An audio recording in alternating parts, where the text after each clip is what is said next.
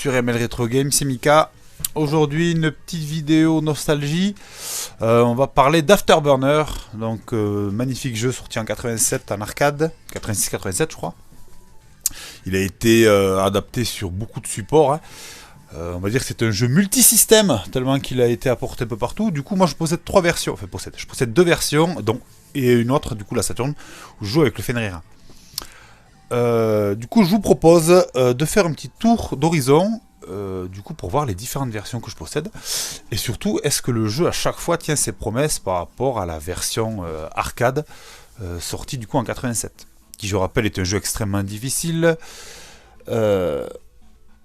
Pouvons-nous prendre du plaisir à jouer aux versions, en fait, console, quoi. Voilà. Donc, allez, on va voir ça. Alors, on va se retrouver avec la première version qui n'est autre que Afterburner sur Master System. Alors, c'est l'un des tout premiers jeux que je me suis acheté sur un Master System. Sachant que moi, en fait, c'est un jeu que je n'ai pas eu à l'époque. Ça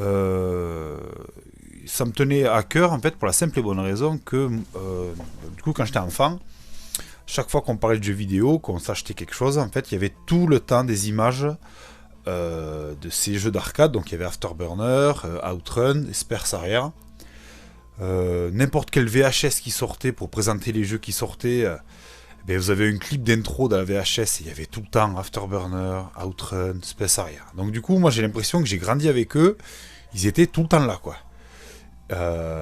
Moi j'ai grandi avec Nintendo, du coup Sega c'était chez les amis. Alors cette version là moi je ne l'ai pas connue à l'époque.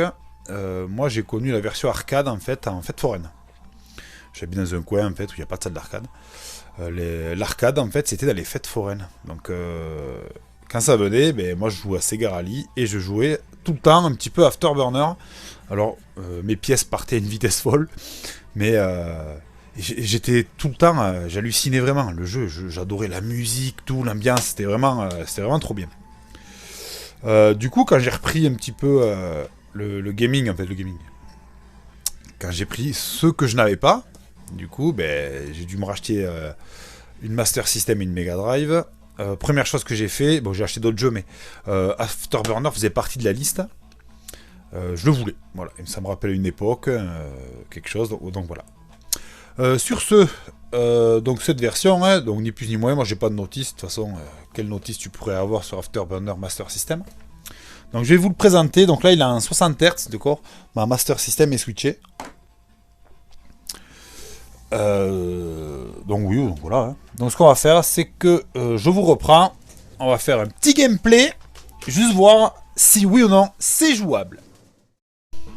Donc on se retrouve avec la version Master System pour commencer. Donc sorti en 87. Voilà, donc la même année que le jeu en arcade.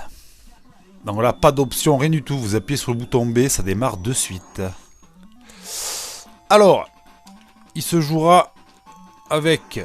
Là vous avez en premier, voilà, le tir, le canon. Très bien, donc c'est le bouton C. Ensuite, la direction. Bouton B, vous avez les missiles. D'accord. Et en fait, ce que vous n'avez pas, ou du moins que moi je ne sais pas jouer, hein, c'est le frein. D'accord. Donc sur Afterburner, vous avez toujours une partie où vous pouvez freiner... ou accélérer d'ailleurs, hein. D'accord, vous avez vraiment les deux. Voilà, donc là, je me suis pris un missile, j'ai réussi à le contrer, ça va. Voilà, dès que vous avez loqué, pas hésiter. Voilà, on tire, donc jeu extrêmement difficile, moi je ne le finis pas. Pareil, c'est des jeux qui demandent une certaine concentration et qui, du coup, ben, j'y arrive pas, quoi. Je ne suis pas du tout assez costaud pour finir un Afterburner. Bien que, bon, la version Master System, je ne l'ai jamais vraiment creusé. Parce que j'ai eu très vite les autres versions qui sont quand même graphiquement tellement belles qu'on a envie d'y retourner. Donc voilà, donc là, bon. En fait, ce qu'on voit, c'est que l'animation est un petit peu saccadée, légèrement. Hein, c'est pas non plus...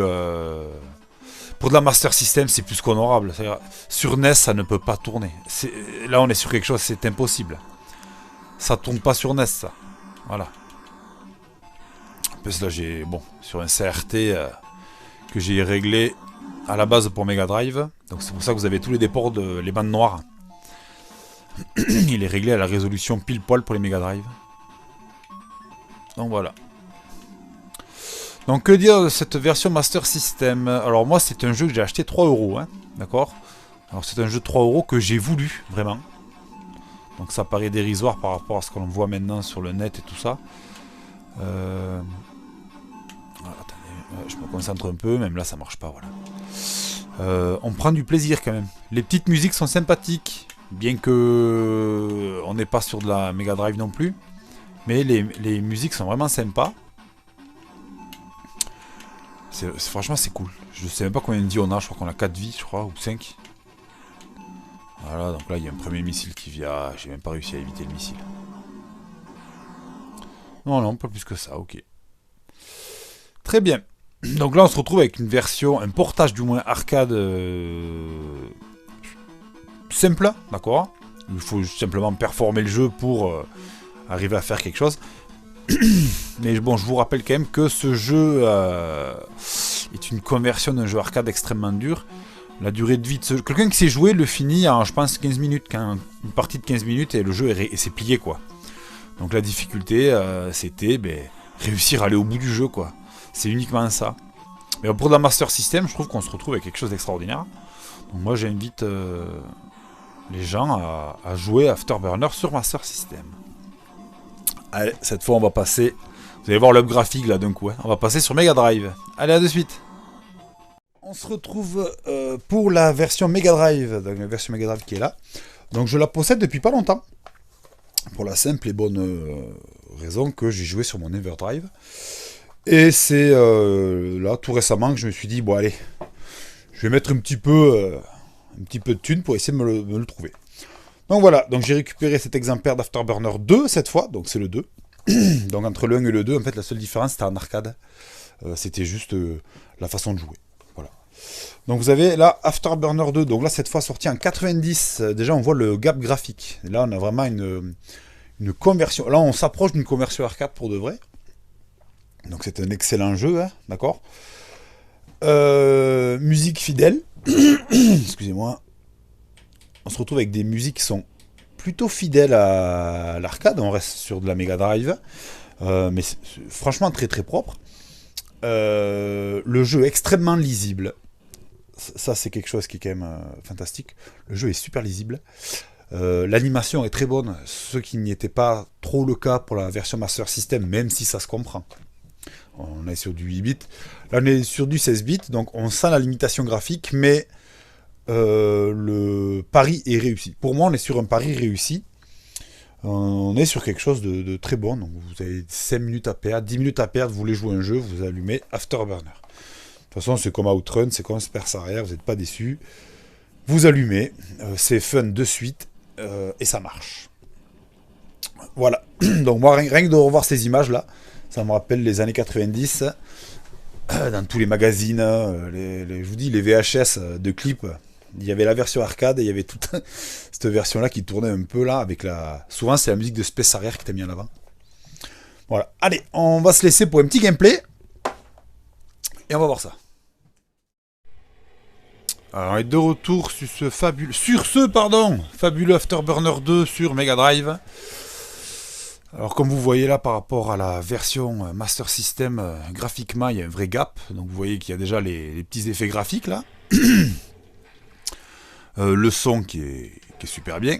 Alors là, cette fois, on se retrouve avec des options, chose qu'on n'avait pas. Hop, je pense qu'on voit bien. Chose qu'on n'avait pas sur l'autre version. Donc, du coup, là, vous avez le choix des musiques. Vous pouvez les écouter. Voilà, level, très important. Déjà, on peut commencer en facile. En facile, le jeu reste hard. Voilà. Donc, push. Alors, vous avez vu, on part avec 3 crédits. En bas vous avez control pad. Je pense qu'on peut y jouer au quick shot. J'ai pas encore fait mais. Donc là on va démarrer. Donc là vous avez le tir qui est automatique parce que ce qu'il n'y a pas par rapport à la version. Enfin ce qu'il y a en plus par rapport à la version Master System, vous avez la gestion de l'accélérateur. Donc du coup du frein. Avec le A j'accélère. D'accord. Hop. Et avec le B, ça ralentit. Ce qui veut dire que j'ai avec le B les missiles qui peuvent partir dès que c'est loqué. D'accord. Et le C me permet de freiner. Et donc du coup le tir reste lui automatique. Voilà. Donc je sais pas si on entend bien la musique.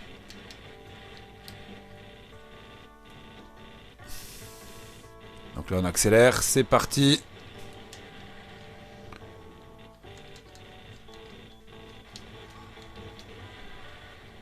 Bon. Les roulades, je trouve que elles sont dures à faire là,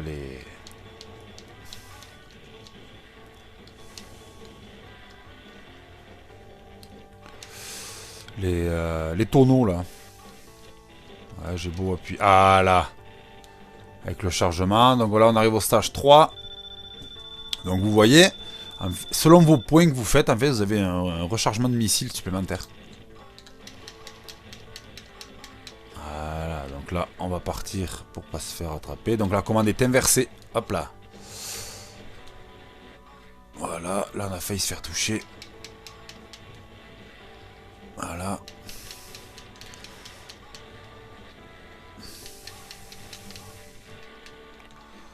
Oh non. Voilà, donc j'ai perdu ma première vie au stage 3. Donc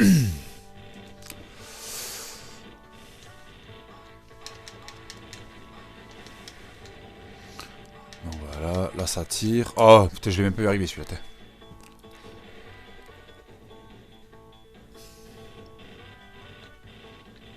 Donc voilà, le tir auto, hein. On avait plus de gestion à avoir. Donc là, le missile, c'est moi. Hop, attention au missile qui arrive. Voilà. Ah, là, on arrive au thème du jeu qui est extraordinaire. J'ai l'impression qu'on est dans Top Gun.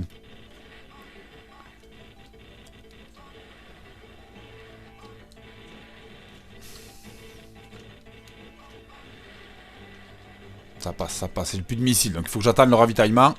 Faut pas que je me fasse avoir. Allez. Waouh, ça bombarde grave là. Allez, on va accélérer. Oh, touché quand même. J'ai pas eu le choix. Bon.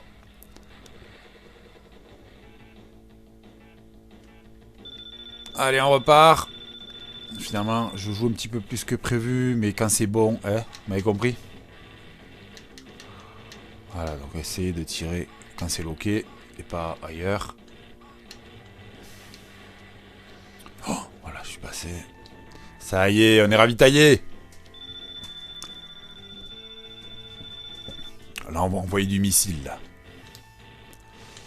Donc en fait, pareil, ça demande du sang-froid. D'accord, c'est des jeux en fait à sang-froid, quoi. À la base, c'est des jeux à argent. À la base, vous mettez... allez, à l'époque, t'avais 500 francs, tu pouvais finir le jeu.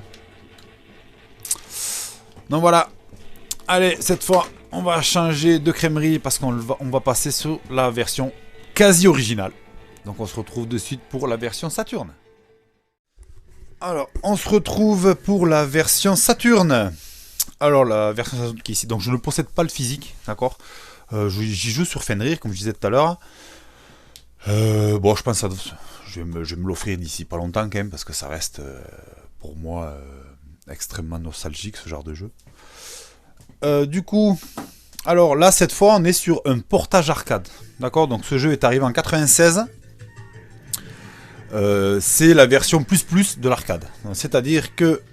Alors, on va sélectionner. Donc là, déjà, graphiquement, c'est pareil, c'est l'arcade. C'est le même jeu. La musique, c'est la même, en qualité CD. C'est beaucoup mieux. Ensuite, bon, on voit bien les effets graphiques et tout, mais bon, là, on est sur Saturn. Hein. Donc, les options, ce qu'on a, on a un extra easy. Et là, je vous jure, c'est bien quand même. C'est vraiment bien. Là, vous avez le nombre de vies avant d'user un continu. Ça, c'est bien aussi. Bon, du coup, vous avez votre façon de jouer. D'accord. Auto-vulcan, ça, c'est si vous voulez que ça tire tout seul ou pas. D'accord. Pardon. Le rôle, donc, c'est pour tourner. Donc, si vous appuyez sur A quand vous vous déplacez, et bien, automatiquement, vous allez faire des tonneaux, en fait. Ce qui vous permettre d'esquiver des missiles ou autres. Donc le son en stéréo, d'accord. Pour être sûr que tout le monde entend bien. Voilà. En plus, on a de la chance. On est sur un Toshiba qui est vraiment bon. Donc voilà. Donc là, on se retrouve avec même, vous voyez, les petits modes zoom là qui étaient sur le modèle... C'était le système 16 ou système 32, je sais plus. de l'arcade. Et donc là, on part. Et hop, allez. Oh, là, je joue du mauvais côté. Voilà, il est là. Alors, c'est l'inverse d'un Mega Drive. Je tire avec le C. Donc voilà. Voilà, donc avec le B, je lock et je tire. Une maniabilité où il faut refaire. Attends, hop. Faut que je m'y refasse. J'ai joué tout à l'heure à la Mega Drive. Du coup, de suite, ça change un peu. Donc voilà, bref, vous voyez le gap graphique. Donc c'est sorti en 96. Le jeu maintenant a une petite cote. Hein, je crois que pour vous le procurer, il est sorti sous plusieurs formats. Déjà, on va dire les choses correctement. Vous avez en premier le Sega Age au Japon, donc volume, celui-là c'est le volume 1 je crois. Vous avez uniquement Afterburner 2 dessus, c'est le seul jeu, donc moi c'est celui que je joue, voilà. Après en PAL il est sorti sous forme de compile. Vous avez Outrun, Space Harrier et Afterburner dessus. C'est pas ça coûte pas super cher. D'ailleurs je pense que c'est celui-là que je vais m'offrir moi. Vous avez les 3 jeux, du coup c'est... franchement pour moi je pense que c'est le bon compromis parce que c'est des jeux qui méritent vraiment à être joués, à être poncés. Donc sur ce, je vais installer tout ça et on va se faire un petit gameplay arcade. On va pas aller bien loin parce que c'est compliqué, mais on va kiffer. Allez, à de suite. Alors on est de retour sur Saturn pour essayer Afterburner 2. Donc le portage parfait de l'arcade sur console, donc on y va. Les options, je suis désolé, moi je joue comme ça aussi. Le tir automatique, pourquoi pas, ça peut être bien sympa. On va mettre, là on est bon, hein. Tirer sur C, ok, enfin C du coup maintenant que j'ai l'autovulcan, donc c'est plus la peine, donc on est bon. Et allez, on va se faire poutrer comme un gros noobs. C'est parti.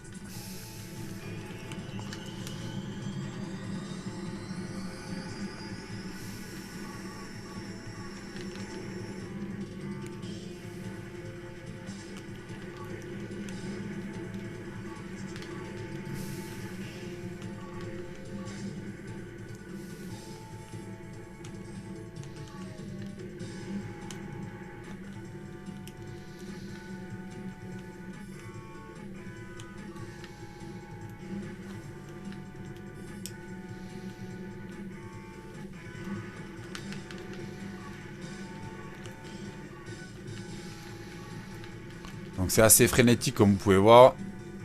C'est assez compliqué à contrôler aussi. Au début, bien sûr. Hein. Moi ce qui me manque là c'est le joystick. Il faudrait que je trouve le joystick qui était vendu avec Space arrière. Voilà, pour retrouver la sensation de l'arcade. Bon, j'aurai jamais la cabine avec les vérins, tout là. Mais bon. Du coup, plus vous avancez, vous avez des modes, des modes de jeu aussi à l'intérieur d'Afterburner que du coup en arcade, moi j'avais jamais vu, que je peux enfin jouer sur cette version. Vous avez des moments en fait où vous devez détruire des bases ennemies qui sont au sol. Et en fait, c'est ce qui vous fait les points. Ça vous fait monter les points. Avec les points, vous gagnez un petit peu plus d'armement et vous pouvez gagner des vies.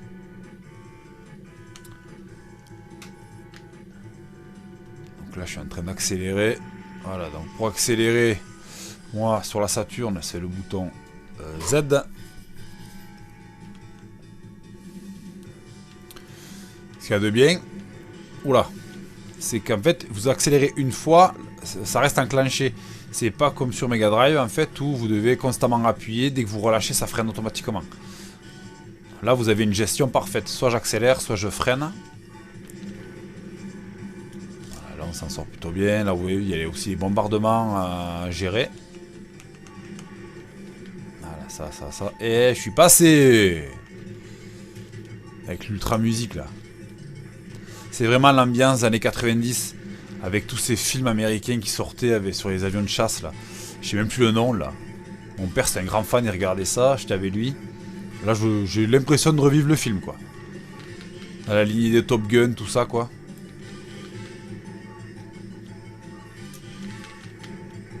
Ah! C'est pas passé.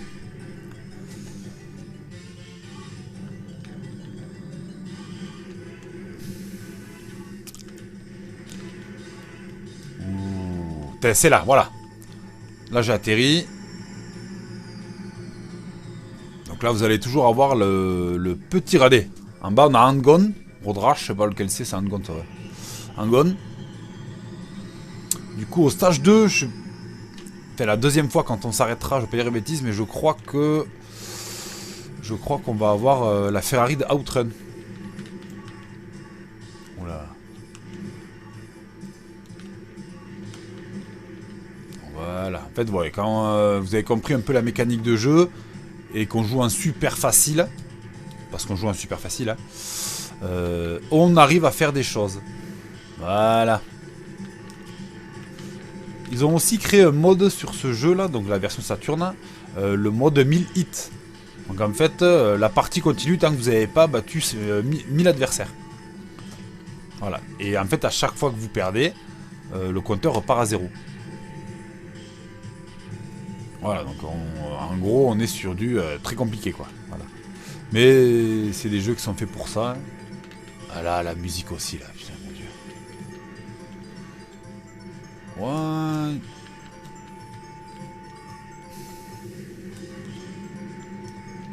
Ah, il m'a touché. Donc là, à partir du stage 7, ça devient hard. En général, à partir d'ici, je commence à dérouiller. Hein. Donc il y a un système de continu qui est mis en place. Du coup, là. Ah là, c'est là. Oh, j'ai réussi à perdre une vie ici, mon dieu. Alors que là, il n'y a rien. Il n'y a rien. Voilà. Donc vous faites ça, là. Hop. En fait, il faut casser tout ce qui est par terre. Donc moi, je vais freiner. Mais cette année, j'ai freiné. J'ai pas fait gaffe à ce que je faisais, là. Donc voilà, on va voler doucement. Voilà. Et en fait, regardez, le but, c'est de casser tout ce qu'il y a au sol. Pour gagner le plus de points possible. Ah, j'ai l'avion qui a du mal à... Ah, j'y arrive pas, là. Je sais pas ce qui m'arrive.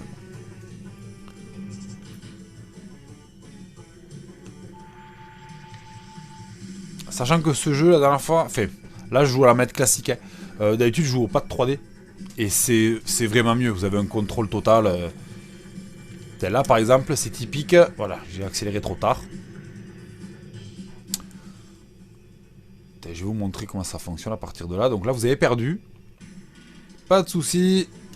Vous voyez, là, je fais pas beaucoup mieux en général. Hein, vous avez vu. Hop. C'est juste que vous pouvez aller beaucoup plus loin.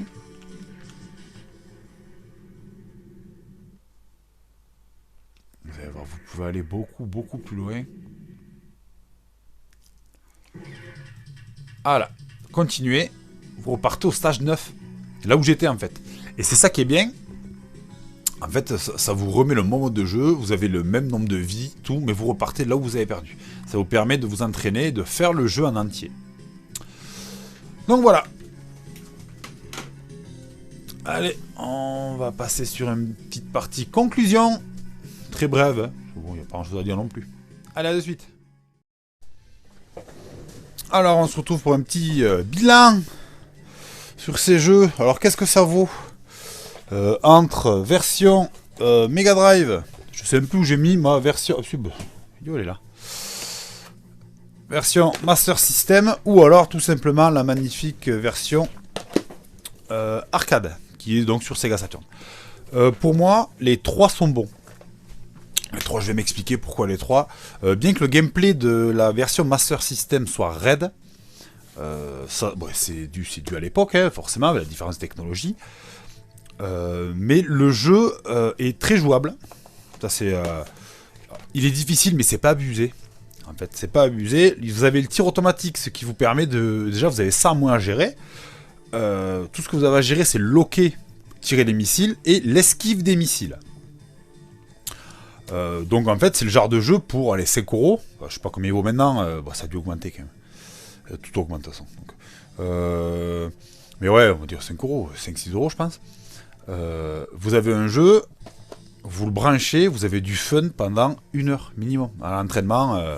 Et même une fois que vous le faites, une fois que vous connaissez le jeu par cœur, du moins que vous avez l'habitude d'y jouer, quoi qu'il arrive, vous le rebrancherez, ça sera jamais pareil. La partie ne sera pas la même. Esquive un missile, on fait tout le temps la même chose, mais la fréquence à laquelle ça arrive ne sera jamais la même. Du coup, oui, vous pouvez jouer Afterburner sur Master System, c'est un excellent jeu. Voilà, pour la version Mega Drive.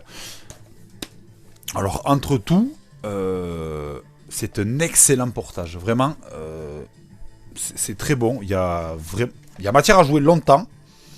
Longtemps, je m'entends dans la... Là, vous allez jouer maxi, vous allez jouer demi-heure, vous allez arrêter parce que voilà, ça reste répétitif quand même. Mais c'est un jeu qui facilement vous pouvez rebrancher toutes les 2 semaines, facile. On se refait une session, peut-être jusqu'à le poncer pour faire un one credit. J'aimerais bien le voir, mais voilà. C'est typique des années 90. C'est très bon. Il n'y a pas d'équivalent sur SNES, je pense pas en plus. Ouais, vraiment très bien. C'est le genre de jeu, maintenant, elle recule, hein, que j'aurais aimé avoir enfant. Voilà, prendre le temps d'y jouer, maintenant c'est plus pareil. Mais à l'époque, comment je dosais les jeux, je pense que c'est un jeu, je me serais accroché dessus, mais je me rappelle quand je le voyais en arcade, j'étais ouf. Donc voilà. Et ensuite, ben, le bébé absolu, la version Saturn, qui pour moi, c'est un must-have, voilà. Toute personne qui aime le rétro gaming est censée aimer ce genre de jeu parce que c'est l'ADN même du rétro en fait. C'est vraiment ouais, c'est l'ADN du rétro. Ouais, je n'ai pas d'autres mots pour ça. En plus, il est adapté. Du coup, on peut baisser la difficulté parce que ce jeu est fait pour vous faire cracher de l'argent. Donc, à vous de choisir si vous avez envie de cracher du fric ou alors d'essayer de le faire pour prendre du plaisir. Donc c'est pour ça que cette version est extraordinaire. Ben voilà. On va se laisser sur cette petite conclusion. Donc c'était Mika sur la chaîne ML Retro Game. Allez, ciao, à bientôt.